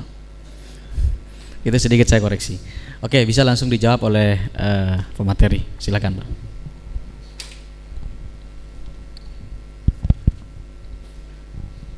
Baik, terima kasih dari penanya pertama. Ya, saya menangkap memang kita harus memiliki kesadaran politik yang baik sehingga produk dari demokrasi ini benar-benar sesuai dengan apa yang terbaik tentunya. Nah, selama ini berkenaan dengan politik uang itu sudah menjadi kekaprahan yang salah gitu ya. Kaprah salah atau salah kaprah. Artinya itu merupakan anomali dari demokrasi karena alasan persaingan ya. Dan itu sebenarnya banyak sudah terjadi pergeseran ya, termasuk juga mungkin karapan sapi ya, secara budaya awalnya merupakan kontes sapi tersehat ya, tapi kemudian menjadi karena kompetisinya semakin panas akhirnya sampai kepada penyiksaan binatang dan yang lain. Itu kan pergeseran menurut saya itu. Nah, sama juga dengan demokrasi, karena semakin ketatnya bahkan orientasinya itu sudah bergeser. Jadi menjadi wakil rakyat itu sudah seperti mencari pekerjaan saja, mencari penghasilan saja. Dan sebenarnya semakin celaka kalau kemudian mereka itu tidak benar-benar merakyat dan tidak benar-benar tahu terhadap persoalan rakyat. Ya memang perlu komitmen bersama, paling tidak ya dimulai dari diri sendiri. Bagaimana kita bisa terbebas dari politik uang, karena ketika orang berkontestasi dalam pemilu, apakah itu pemilu legislatif atau pemilu kepala daerah atau pemilu presiden, kemudian seolah-olah bahwa masyarakat membutuhkan adanya ya uang gitu ya, atau adanya pemberian dari calon tersebut, maka mau tidak mau itu tentu akan menjadi beban tersendiri bagi calon tersebut. Maka kita tinggal memulai dari diri kita sendiri. Kemarin saya sebenarnya sudah menyampaikan hal tersebut di Bila Pora Rebebek Ngelau itu. Saya sampaikan berkaitan dengan persoalan kita ini. Kalau seandainya seseorang menjadi kepala daerah, kemudian dia menghabiskan biaya sampai 50 miliar misalnya, maka tentunya di tahun-tahun pertama, kedua, ketiga itu mereka masih mikir gimana melunasi hutangnya, bagaimana kembali modal. Maka jangan heran ketika program itu masih belum ada yang bersentuhan dengan rakyat. Dan jangan heran juga ketika mun apele pole buru semak ke masyarakat. Ya sudah, kita pahami saja karena memang kita sudah membebani calon itu dengan biaya yang tinggi. Ya belum lagi kemudian dengan kekuatan uang ketika kita terlena masuk di dalam irama ini, maka tentunya yang akan berkuasa hanya yang punya uang. Apakah semua yang punya uang itu baik di dalam memimpin? Tanda tanya besar gitu ya. Nah, seandainya ada seorang penguasa yang kemudian didukung oleh penguasa lain misalnya, bahkan mungkin dari negara lain mensupportnya, sehingga dia dijadikan agen misalnya. Apakah itu tingkat kabupaten, tingkat bupati, tingkat provinsi, tingkat gubernur atau tingkat presiden bahkan, ya maka tentunya mereka sudah berhitung, saya akan mendanai calon presiden ini dengan biaya sekian triliun, tapi saya tentunya nanti akan mendapatkan sekian ratus triliun. Ya mereka sudah tidak mungkin rugi, mereka sudah mengkalkulasi kompensasinya itu yang mungkin yang mereka sudah hitung. Saya akan bantu saudara tapi harus begini. Nah maka memang ya ini kami juga rasakan di bidang fundraising, di bidang pendanaan politik ini memang harus ada ranahnya. Jadi ada yang kita dekati dengan untuk kepentingan politik. Ya salah satu diantaranya mungkin dengan irisan-irisan politik misalnya. Sekarang penguasa Indonesia itu kemana arahnya? Nah kita bisa mengajukan proposal kepada semangat ini, bahwa mereka penguasa Indonesia ini kemudian akan juga berkiprah bagaimana juga bisa berkuasa di Sumeneb. Nah itu pendekatan politik. Ada pendekatan bisnis ya dengan investasi. Saya akan dukung kamu menjadi bupati, saya akan bantu sekian miliar, tapi saya nanti izinkan, jangan persulit perizinan ketika saya misalnya membangun rumah sakit, bangun apa, itu kepentingan bisnis. Atau saya nanti akan mengembangkan pariwisata dan yang lain-lain.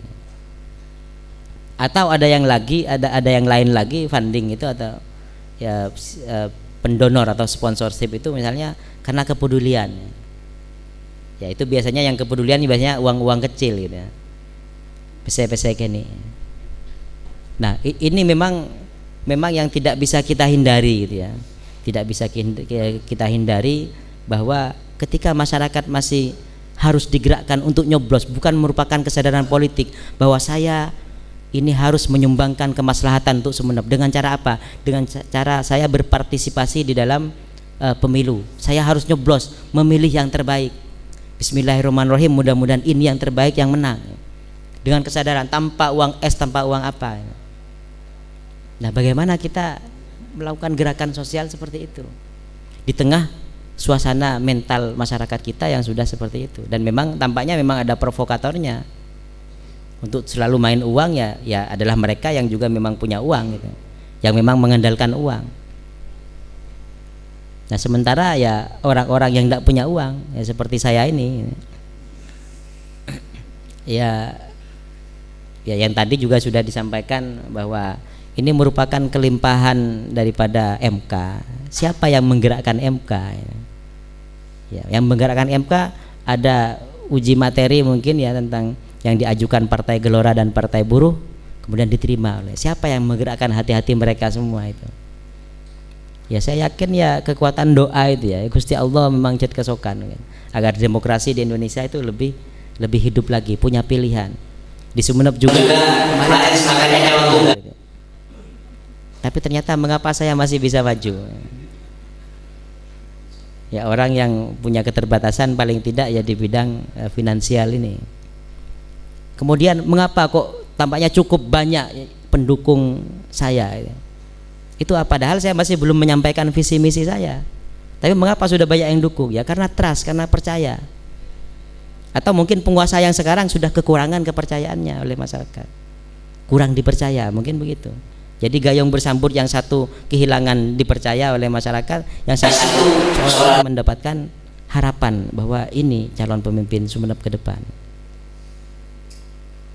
Nah maka kita memang ini merupakan tugas berat ya, karena mereka yang mengandalkan uang ini ya mereka akan terus buzzing, terus membazarkan ya, bahwa wah tidak pesena pukun kalah ya. Terus mereka akan mencekoki kita bahwa kita juga harus Allah cek mangkat nyoco mun tada 30.000 50.000 cek mangkat ya.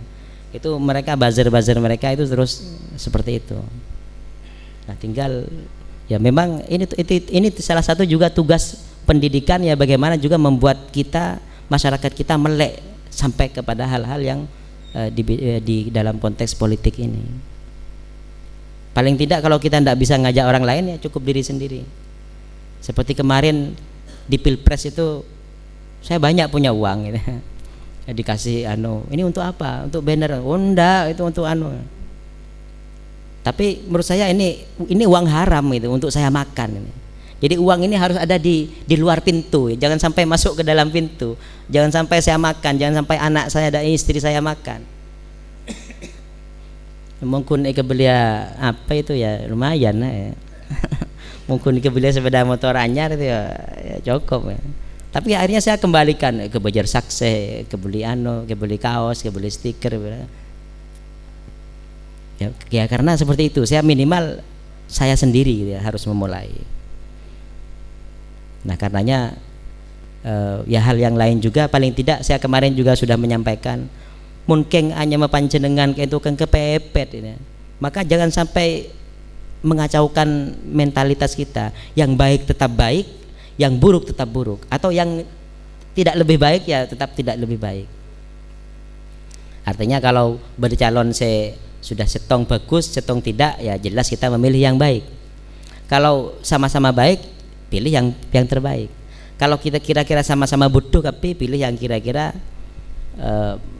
mafsadahnya nanti yang lebih kecil gitu. Dan tinggal seperti itu saja bagaimana kita memilih. Nah jangan sampai yang baik kemudian degradasi atau di downgrade karena hanya uang 50.000, 100.000, kemudian kita menjadi memilih yang tidak baik. Nah itu kan persoalan mental kemelean politik kita itu di situ.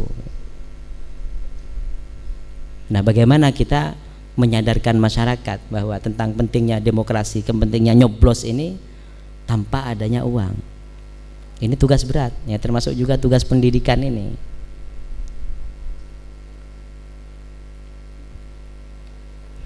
Yang berikutnya juga ya, saya juga melihat bahwa konon ya kabarnya bahwa kemiskinan ini memang sengaja, secara data kemiskinan ini memang sengaja dipelihara agar dapatkan bantuan dari pusat ya. Ya kabarnya begitu konon ya, tapi saya sendiri tidak tahu, saya tidak dapatkan bukti. Cuma secara politik anggaran mungkin memang ada cara-cara seperti itu. Tidak apa-apa kita malu di tengah masyarakat disebut sebagai daerah miskin, yang penting dari pusat banyak. Jadi bukan PAD-nya yang akan ditingkatkan, tapi justru ini untuk mendapatkan uang dari pusatnya. Itu menurut saya cara yang sangat tidak bermartabat. Nah makanya kemudian ketika politik uang ini kemudian menyandera kita, ya seperti yang tadi, jangan heran ketika misalnya tahun-tahun pertama itu pimpinan daerah itu tidak banyak dekat dengan masyarakat, ping sudah koton lampuan ke masyarakat, ikapiaki ketika apele boleh, ya sudah seperti itu, memang ya hukum alamnya udah seperti itu, karena ki mekere ya tina yang tahun 1, 2, 3, 4 ini untuk saya. Ya, tahun kelima ini untuk masyarakat. Harusnya kan tidak, tahun pertama langsung gaspol remblong gitu ya. Kan begitu kan ya. Tapi mungkin orang yang deng mikir otang. Ya ngurus otang bae tahun pertama. Kita lunas. Tahun kedua harus sikut sana, ngaut sini gitu. Dan yang mengakibatkan utang ya kita ini, masyarakat ini yang selalu kamu pesen, tidak pesen tak nyoblos. Ya akhirnya ya sebenarnya itu kan senjata makan tuan. Ya itu yang dari saudara yang penanya kedua, saudara siapa tadi, Humaidi ya, tentang tambang kekeringan ya, tentang kekeringan dan izin tambang. Iya, saya sepakat. Jadi kalau seandainya toh memang tambang ini kan juga kan berkaitan dengan undang-undang yang diatur oleh Kementerian ISDM mungkin ini ya, atau kementerian lain yang mengatur tentang ini. Maka bagaimana pemerintah daerah? Karena satu sisi seorang bupati itu punya kebijakan yang berada di puncak ya, pengambil kebijakan di tingkat daerah, tapi juga dia terikat dengan undang-undang yang dari ini. Makanya kan menurut saya tadi kita harus memanfaatkan anggota dewan yang di DPR RI itu agar mereka juga bertarung bagaimana tentang undang-undang tentang tambang ini, bagaimana kita juga bisa menikmati, karena ya memang serba dilematis. Yang seperti yang saya sampaikan tadi, kita mungkin bisa mengeksploitasi tambang, kekayaan tambang mineral kita dengan sekuat-kuatnya kita mengeksploitasi dan kita kaya dengan itu. Tapi bagaimana dengan anak cucu kita? Masa akun kaya abah tibi setelah mati kemudian anak cucu kita melarat. Termasuk juga dengan air. Nah ini menurut saya kalau toh seandainya ada penambangan yang memang sudah berizin ya, maka tinggal dicari bagaimana celahnya, bagaimana kita mengakhiri atau mungkin menghambat bagaimana tingkat tambang itu, orang yang nambang itu bisa tidak ya, tinggal difokuskan ke daerah-daerah tertentu yang memang kita izinkan untuk ditambang. Nah kemudian berkenan dengan kekeringan, maka akan harus dilakukan ya reboisasi atau penghijauan kembali. Bagaimana hutan-hutan kita itu, saya kira banyak para aktivis lingkungan itu yang bisa melakukan hal tersebut. Misalnya seperti di Badur, misalnya Batu Putih, di sana di pinggir laut ada sumber air banyak, bahkan ya ada beberapa sumber air. Nah itu juga nanti bisa terancam ketika misalnya dari mana arah sumber air itu ya, kan kemungkinan besar ya dari selatan. Kalau dari selatan kemudian disuntik, dibor, bahkan celakanya seringkali masyarakat itu bangga. Seperti Elo Gulu misalnya, beda somper yatian pesantren itu, kemudian beda tetangga sing ngebor di sebelah barat, ketika misalnya temu olona, artinya hulu daripada sumber itu mereka dapatkan, mereka justru bangga. Mereka dapatkan sumber air itu dinikmati sendiri, sementara sumber air yang dinikmati oleh masyarakat untuk berbagai kebutuhannya, untuk nyuci, untuk mandikan hewan ternaknya itu kemudian menjadi mati karena sudah dihalangi oleh bor yang di sini. Nah itu kan termasuk persoalan, dan itu menurut saya itu perlu ada regulasi yang mengatur hal tersebut. Benikor nyuntik, termasuk juga langkah-langkah penghijauan itu. Bagaimana kita juga mengedukasi masyarakat pentingnya bahwa kita ini masih akan meninggalkan anak cucu kita, generasi kita. Jangan sampai anak cucu kita nanti krisis air, krisis energi, krisis dan yang lain-lain. Ya, berkenaan dengan tambang itu menurut saya ya selagi memang diperbolehkan oleh aturan ya cabut yang memang tidak sesuai dengan ketentuan. Kalau misalnya memang ada daerah tertentu yang memang akan diproyeksikan tambang, misalnya di kepulauan yang tidak berpenghuni, ada gunung gunung kapur di sana misalnya, tambang aja di sana. Tapi di sini tidak boleh. Sama juga dengan tempat hiburan, kan ada pemerintah daerah yang hiburan di sini tidak boleh di daratan ini. Taruh sebagai pulau, misalnya Pulau Gili Labak sebagai pusat hiburan ini. Alkohol juga boleh di sana, ya tinggal dipusatkan aja di sana. Tapi tak rok-ngerok, dan mereka yang datang ke sana hanya dengan tujuan seperti itu, dan kita tahu. Bukannya kemudian ngajarin mereka masuk ke hiburan-hiburan malam dengan cara DJ di lapangan terbuka dengan massa yang ribuan orang bahkan gitu ya. Itu kan merusak mental masyarakat. DJ, musik DJ ya, disc jockey itu ya, mereka yang ngajak joget gitu ya. Beda pemandu soraknya nik bini dengan pakaian yang minim kemudian meliuk-liuk gitu ya. Dan ditonton oleh kaula muda itu ya. Nah itu gimana kira? Itu kan kalau dalam pikiran nakal saya ya ngajarin ini sekarang gratis. Nang lapangan itu gratis. Montrose lebih mantep boleh deki masuk ke ruang-ruang diskotik dan berbayar semuanya. Kan ngajarin dulu ini kan seperti itu. Nah ya bagaimana kalau kemudian ada pimpinan daerah yang seperti ini? Dan ini celakanya dilakukan oleh pimpinan daerah dengan salah seorang ketua partai politik. Ngunceng DJ jauh-jauh. Kira-kira apa itu kemudian dampaknya terhadap ekonomi? Mik kekening asak misalnya secara ekonomi. Dan itu pun hanya dilakukan di kota.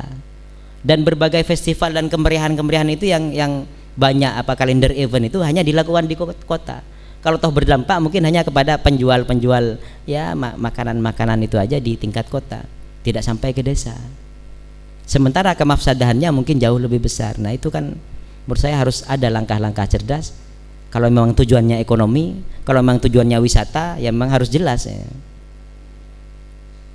Saya kira itu Mas ya. Ya. Terima kasih. Cek.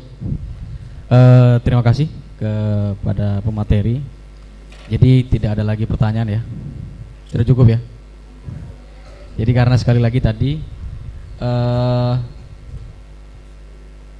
Bapak Fauzi Wongsojolo tidak bisa hadir sehingga forum terfokus kepada Kiai Fikri. Karena tentu bukan kesalahan forum ya. Karena yang diundang tidak hadir begitu. Yang pertama, jika saya simpulkan perlu memang keberpihakan secara personal. Jadi calon yang secara personal memiliki keberpihakan khusus kepada isu-isu tertentu akan tentu mengawal isu tersebut. Jadi makanya kalau boleh disimpulkan memang perlu dilihat sosoknya gitu ya. Memilih itu perlu dilihat sosoknya. Dia memiliki prinsip apa? Karena personalitas itulah yang kemudian nanti mendorong kebijakan publik begitu. Jadi begitu seorang sudah tidak memiliki kepedulian pada lingkungan, tentu perhatiannya akan lepas dari itu. Yang kedua tadi kata Kiai Fikri perlu keberpihakan regulasi. Jadi namanya APBD ya, namanya APBD itu tidak bisa keluar tanpa perda, tanpa disetujui oleh eksekutif dan legislatif. Jadi dinas itu mau mengeluarkan duit, mau beli bolpen aja harus ada mata anggarannya, yang kemudian kita sebut sebagai perda APBD gitu. Jadi perlu keberpihakan regulasi nanti kepada siapapun yang terpilih untuk memperbaiki dan mendukung terhadap pengentasan kemiskinan. Yang ketiga, saya tadi simpulkan bahwa harus cerdas menata ya, beragam sektor. Jadi Kiai Fikri tadi banyak menyampaikan trik ya dan peta dan konsep untuk membangun dan mengentaskan Sumenep ini dari kabupaten miskin tadi. Kemudian yang terakhir menjaga lingkungan, berkomitmen menjaga lingkungan. Ini kan menjadi menarik misalnya dua calon ini kemudian berkomitmen menandatangani semacam nota kesepahaman untuk menjaga lingkungan tadi. Karena kalau menjaga lingkungan ini memang ruginya tidak hari ini ya, tapi beberapa tahun ke depan. Jadi mungkin cuma itu yang bisa saya simpulkan. Terima kasih Kiai Fikri dan seluruh hadirin. Terima kasih sudah menyimak. Dan tadi di bisik panitia 12 sudah selesai, tapi kurang dari itu tidak apa-apa gitu ya. Mohon maaf apabila ada kesalahan. Terima kasih sekali lagi. Saya undur diri. Assalamualaikum warahmatullahi wabarakatuh.